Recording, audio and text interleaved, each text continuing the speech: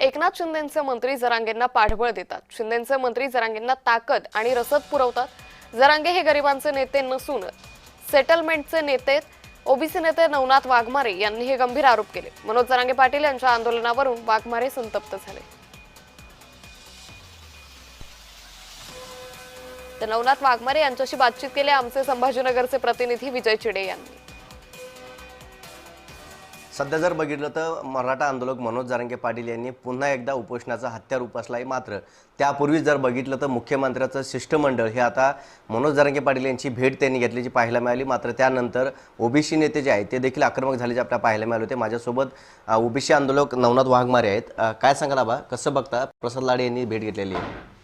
खरं तर गेल्या अनेक दिवसापासून आपण पाहतोय जरांगेने कुठेतरी आंदोलनाची घोषणा करायची आणि तिथं नेते लोटांगण येऊन घालण्याचं काम करतात।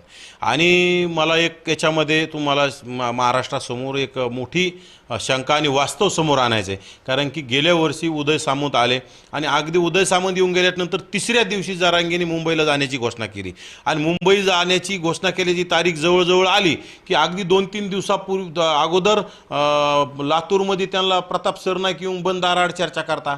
म्हणजे हे सगळं एकनाथ शिंदे गटाचे आमदार मंत्री, विशेषतः एकनाथ शिंदेच म्हणावं लागेल आपल्याला, ह्या सगळे यांना रसद देऊन आंदोलन करायला भाग पाडतात।